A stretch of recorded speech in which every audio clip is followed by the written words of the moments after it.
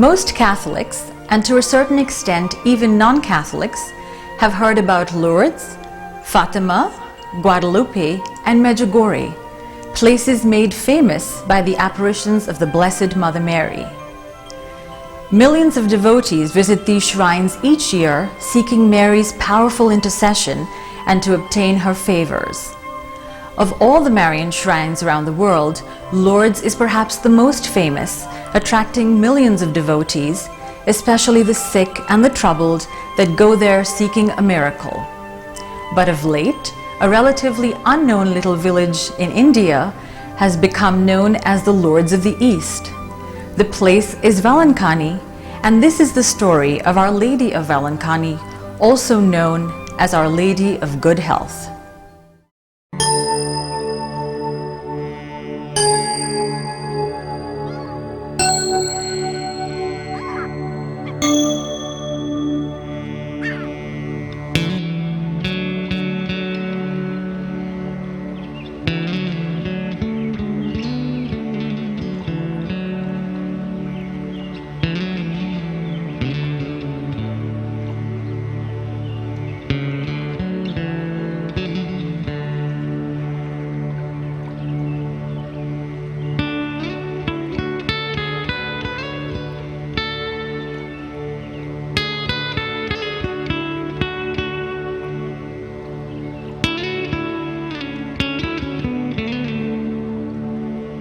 This is Vailankanni, a small town on the southeast coast of India, on the shores of the Bay of Bengal. It is situated about 200 miles south of the city of Chennai. This quiet little town of less than 1,000 residents wakes up each day to host several thousand pilgrims from all across India, who come here to pay homage to the Blessed Mother Mary in this magnificent basilica of the Shrine of Our Lady of Good Health, Vailankanni. Most are not Catholic, or even Christian for that matter. They are either Hindu, Muslim, Sikh, or followers of one of India's many religious groups. In Vailankanni, more non-Catholics come over here and receive favors. And this is quite evident in the way they pay tribute to the Blessed Mother. They bring gifts of flowers, coconuts, palms, and fruit. Many dress in saffron-colored clothes. Some shave their heads as a symbolic gesture of sacrifice and humility. Offering the coconut palms, or breaking the coconut shell and offering it, or shaving the head and bringing other garlands and other things to offer along with the candles, lighting the candles. All these expressions are the manifestation of their love for our Blessed Mother. All religious, communal, and caste differences are set aside here, and everyone joins as one in their adoration and devotion to the Blessed Mother. So here we see people, not only Catholics, but of all other religions, come and accept Mary as the Mother of Jesus Christ, and at the same time their own Heavenly Mother. They have that deep tenderness and affection towards her, that they come in big crowd and show their honor to her. This is the place where we find all as one family. So the mother's love and affection is expressed among all people of different faiths here. And there is a harmony and the unicity of the nation also is manifested here. It's not only the supernatural aspect, but also the human level. And also we forget that the spiritual miracles that take place in this holy shrine. So many people suffering with the various difficulties of life are able to overcome their difficulties after their coming here. Their money problems, mental problems, and also their religious life problem. All these problems are solved because of their visit and their faith and expectation. And their prayer makes them all right in the future. So many come for confession, and there is a renewal in their spiritual life. That is the main aspect that we consider. That's why we want to stress on that religious aspect of a renovation. Whoever may be, they have to be good in the heart as well as in their dealing with other people. So we give priority to spirituality. Throughout the day, there is an endless procession of devotees making their way up to the altar to stand briefly in front of this statue of the Blessed Mother Mary and to say a silent prayer of gratitude or to pray for a cure for their illness or that of a loved one. Many childless couples come here to petition for the gift of conception. This is no ordinary statue. Dressed in a gold sari and decorated with gold jewelry, the faithful believe that those who beseech the Blessed Mother here in front of this statue and ask for a favor are rarely disappointed. I see most of the people come with great love and at the same time expectation to obtain favors. Besides the spiritual expectation of renovation of their life, there is expectation of being cured in case of disease. That's why she is called Arogya Mata. And therefore when they come and ask for some cure, they obtain that cure. And there are so many witnesses I every day meet the people, and they bring all the facts in their own life. For example, for many years, say 7, 8, 9 years, no child. After praying to our Blessed Mother, they get within no time, and then they bring that favor and the child they bring and thank our Blessed Mother. And incurable diseases abandoned by the doctors, and when they pray to Our Lady with a deep faith, they obtain that favor, they are cured, and the doctors also show their surprise that they come here and show their respect and deep gratitude to her. So there are so many incidents like that. For over 450 years, the sick and troubled from all across India have been coming here seeking a miracle. The feeling that when we approach Our Lady of Health Vailankanni, they are sure and they are confident and their faith is strong that they will get what they want through the intercession of Mary Mother. This Muslim man approached our camera crew to relate his story. Hello, my name is Mohammed Qasim. Hello, my name is Mohammed Qasim. I'm a Muslim, but for the last 7 years, I have been coming to Vailankanni to pray to Mother. My eldest son standing next to me was diagnosed with tuberculosis. But Mother cured him completely without any tablets or medicines.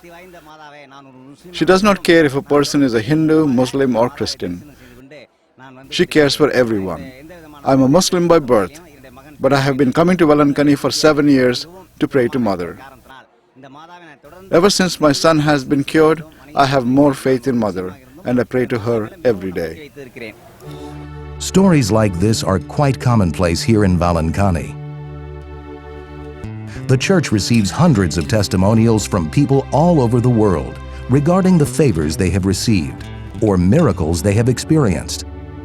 Some of them are displayed here in the Shrine Museum. They range from simple handwritten notes and photographs to elaborate ornaments and objects that depict the miracle they have experienced. Over 8 million pilgrims visit the Shrine Basilica of Our Lady of Vailankanni each year, making it one of the most visited Marian shrines in the world. But despite its 450-year history, it is still one of the best-kept secrets in the Catholic world outside India. So, how and when did this devotion to our Blessed Mother Mary begin here in Vailankanni? According to a long-held tradition, the devotion to Our Lady of Vailankanni began in the mid-16th century and is attributed to 3 miracles. The first is an apparition of the Blessed Mother Mary with infant Jesus to a young boy delivering milk. The second, an apparition to a lame boy selling buttermilk along the roadside. And the third, the miraculous rescue of a ship full of Portuguese sailors caught in a violent storm in the Bay of Bengal. The first apparition was in the early 16th century, when Vailankanni was just a small fishing village of a few dozen residents. Each day, the fishermen of Vailankanni would cast off early in the morning and return later in the day, their boats overflowing with the day's catch. The women and children, meanwhile, would work in the nearby fields or tend cattle and sheep. Each day, they would carry the fish, produce, and dairy products a few miles to Nagapattinam, a town of wealthy merchants and Portuguese traders. On their journey, they would pass a small pond of fresh water near a huge banyan tree. Sometimes they would stop here for a few minutes to drink the cool water from the pond, or to rest under the shady banyan tree before resuming their errands. During this time, there was a young boy who worked as a milk delivery boy to help support his poor family. Each morning, he would pick up a pot of milk from a local farmer and would go door to door delivering the milk. Sometimes during his rounds, he would stop at the pond to get a drink of fresh, cool water and rest for a short while under the banyan tree before resuming his errands. On one particular day, as he was going about his errands, the boy began to feel very tired and very thirsty. When he reached the pond, he set the pot of milk under the tree and quenched his thirst with the cool water. He then lay down under the shady banyan tree to rest for a few moments before resuming his errands. As he lay there resting, he was suddenly bathed in a brilliant light, and a beautiful woman with an infant in her arms stood before him. The lady asked the boy if he could spare a little milk for her child, as the child was hungry. Without hesitation, the boy handed the pot of milk to the lady. Taking the pot of milk from the boy, she gave it to her child. After feeding the child, the lady handed the pot back to the boy and thanked him. But before the boy could speak, the lady and infant had vanished. The boy's astonishment soon turned to fear as he realized that not only was he late with the delivery, but he didn't have any milk to deliver either, as the pot was now empty. The child had finished every drop of milk in the pot. The boy knew that his master would be very angry, as he depended on this pot of milk to feed his little baby and make buttermilk and yogurt for their meals. Nevertheless, the boy decided that it was best to go to his master's house and offer an explanation as to why he was late and why there was no milk in the pot. When he arrived at the house, he told his master about the beautiful lady and the infant who drank up all the milk. But the master was very angry. But as he was about to berate the boy, the pot suddenly began to overflow with milk. The master and boy were startled to see the empty pot now overflowing with milk. The master then realized that the boy was telling the truth and that the lady he saw must have been a divine person. He asked the boy to take him to the spot where the apparition took place. The boy led him to the banyan tree by the small pond, and they both said a prayer to the divine mysterious lady. But this was no mystery to the Catholics living nearby. They knew that this was an apparition of Blessed Mother Mary with the infant Jesus in her arms. They too visited the tree by the pond to pray to the Blessed Mother. Some of them began to experience miraculous cures after visiting the small pond and praying to the Blessed Mother. They began referring to her as the Lady of Good Health, and the pond came to be known as Our Lady's Tank. Today, a chapel has been erected over the tank to protect it from overuse.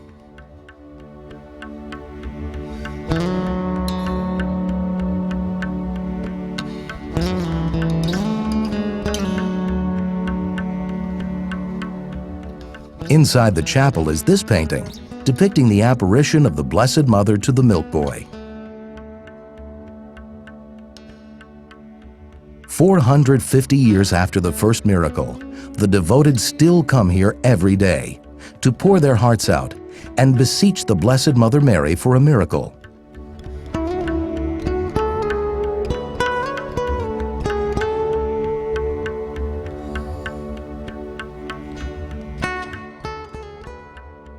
A short time after the first apparition, in another part of Vailankanni, there lived a poor widow and her only son who was lame.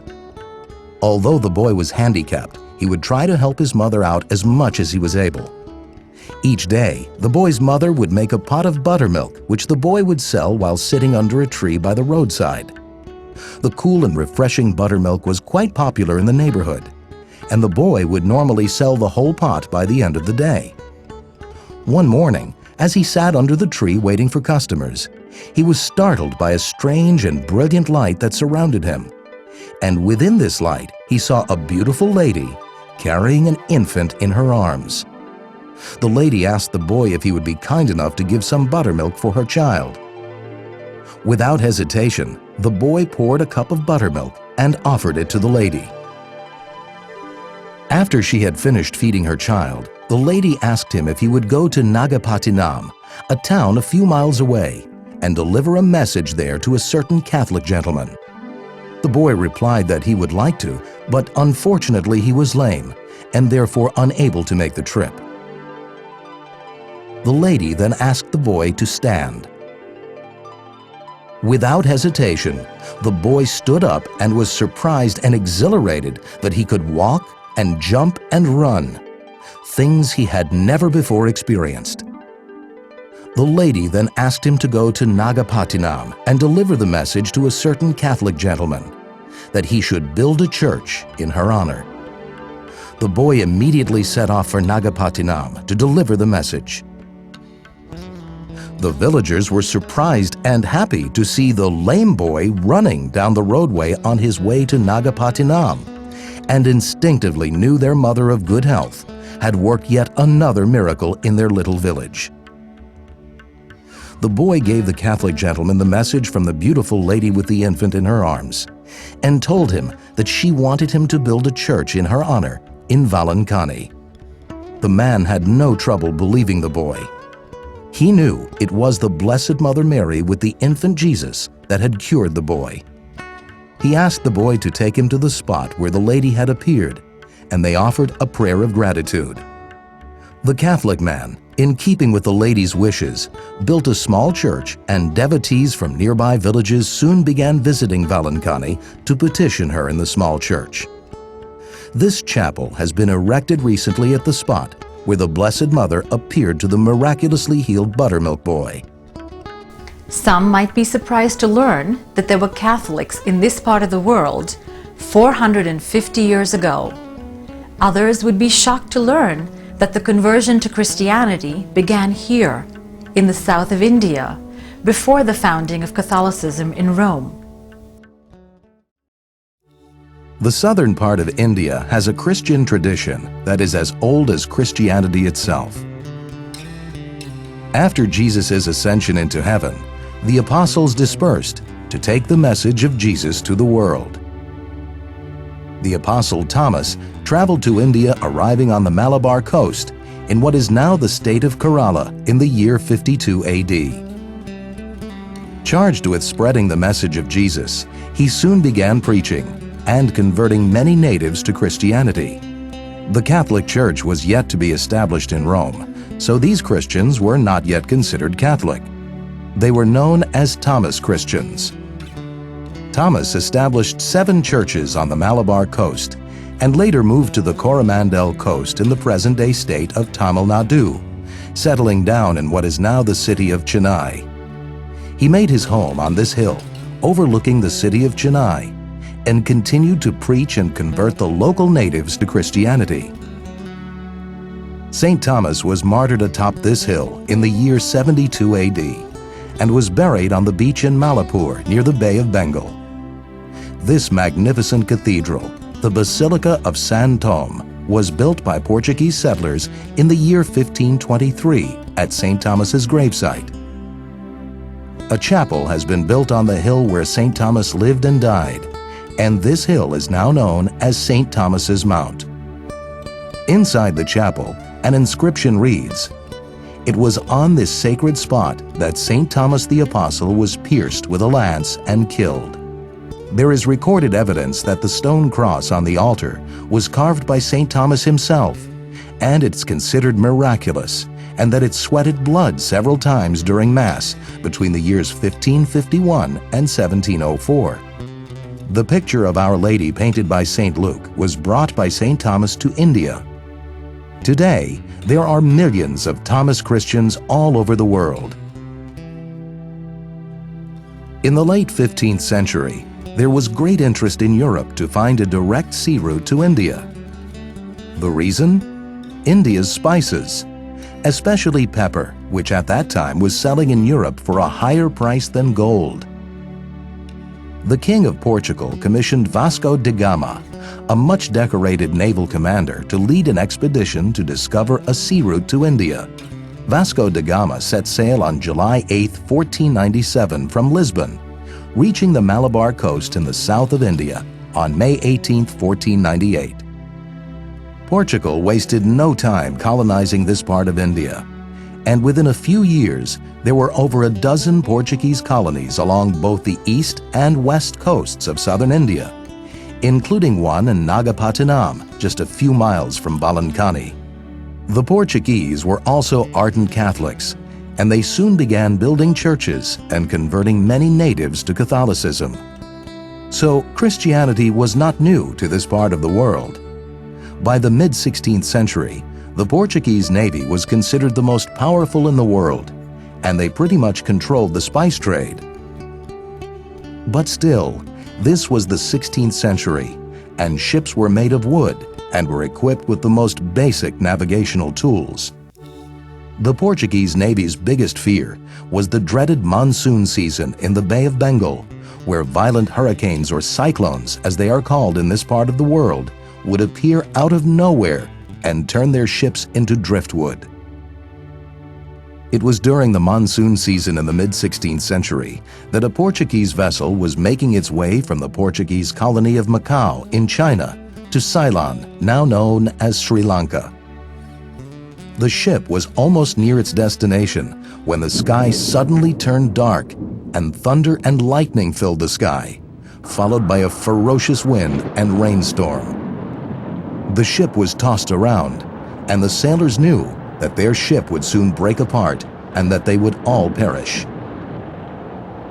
Fearing for their lives, the sailors began to pray to the Blessed Mother Mary to save them.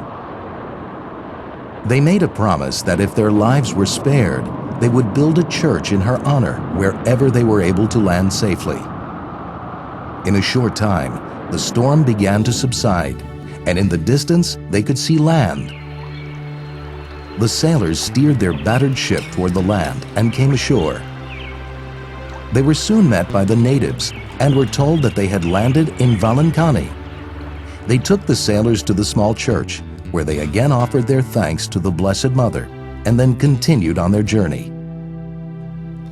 But the sailors did not forget their promise to the Blessed Mother. They returned a few weeks later to Vailankanni to begin constructing the church they had promised to build in her honor, right on the beach where they had landed. They decorated the altar with rare porcelain plates and statues. When completed, the church on the beach facing the Bay of Bengal was quite impressive in both size and beauty. Today, the modest church that the grateful Portuguese sailors built has been extended many times and has been transformed into a magnificent basilica with 3 separate worship areas to serve the needs of the millions of devotees that visit Vailankanni each year. In spite of all the renovations and extensions, the main altar has been preserved in its original state and is essentially the same that the Portuguese sailors had built in the mid-16th century. The shrine campus has gone through many improvements recently, and several new structures have been added, including the Chapel of Reconciliation,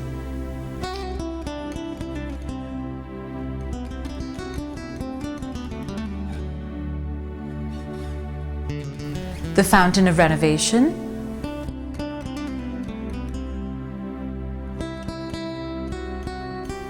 the chapel at Nadathittu, marking the spot where Our Lady appeared to the buttermilk boy,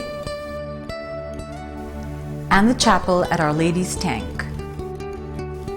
Coming up next, the Feast of Our Lady of Vailankanni, a celebration of joy and truly incredible devotion.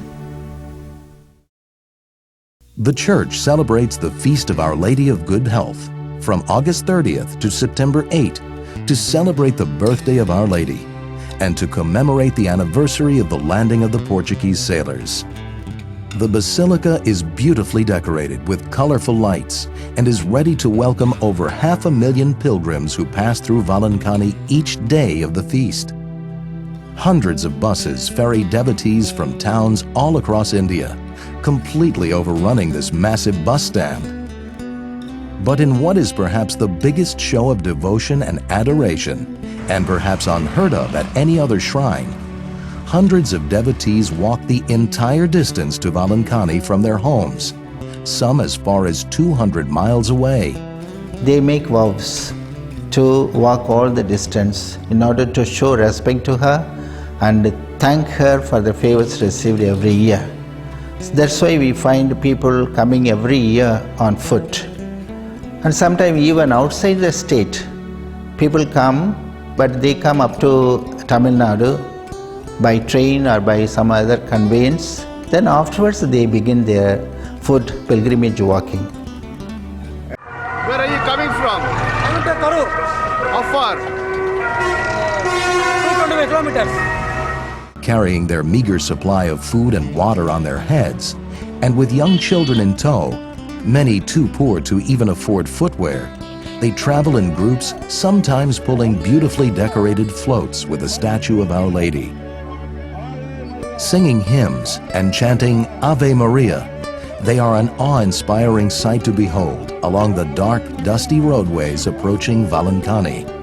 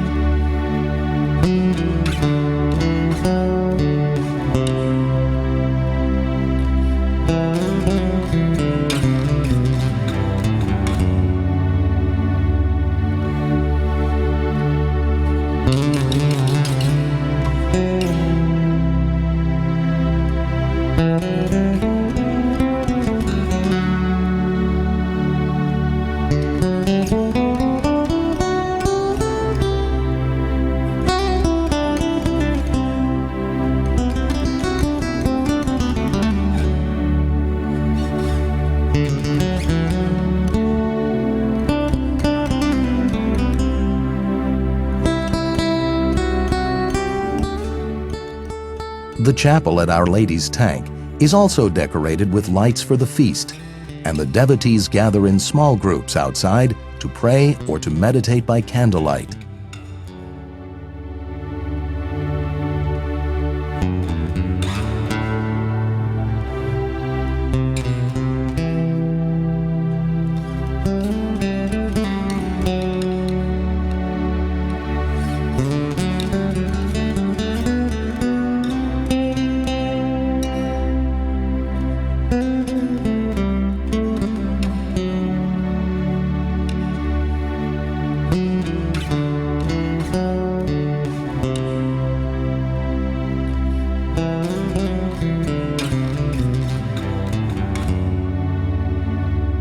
A group of children gather outside the chapel to sing hymns.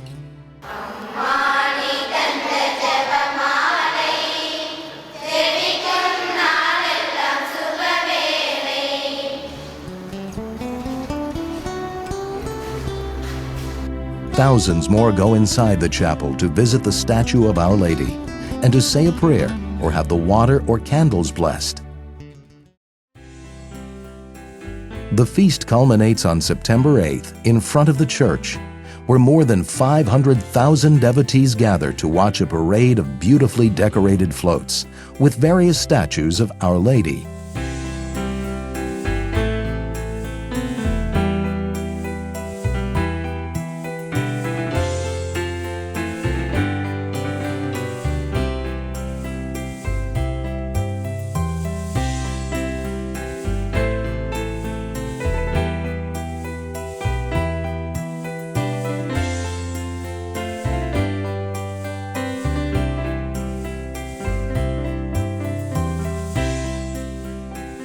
Standing here and watching this sea of humanity, one wonders how such a spectacle of devotion could be possible in a country with a small Christian minority. The popularity is God is working here through our Blessed Mother. That's the fact. Everybody has to acknowledge that. Because Jesus, He has chosen, it is attributed to Him only, the glory goes to Him. So here our Blessed Mother, His own Mother, is glorified in this way. So this is a peculiar place where Jesus Christ is glorified through His Mother. Thanks mainly to a large expatriate Indian Catholic population in Europe, Australia, and the United States, devotion to Our Lady of Vailankanni is now spreading to the West. As a further sign of the popularity and importance of Vailankanni in the Catholic world, an oratory was dedicated to Our Lady of Vailankanni in the magnificent Basilica of the Shrine of the Immaculate Conception in Washington, D.C. in August 1997. Built largely through the efforts of the Indian Catholics living in the United States, the oratory captures the uniqueness of Vailankanni and the richness of India's art and culture. If you happen to visit or live in the Washington, D.C. area, be sure to visit this magnificent basilica and the oratory of Our Lady of Vailankanni. It is our hope that you enjoyed watching this program. I'm Beverly Anderson, wishing you good health. Bye for now.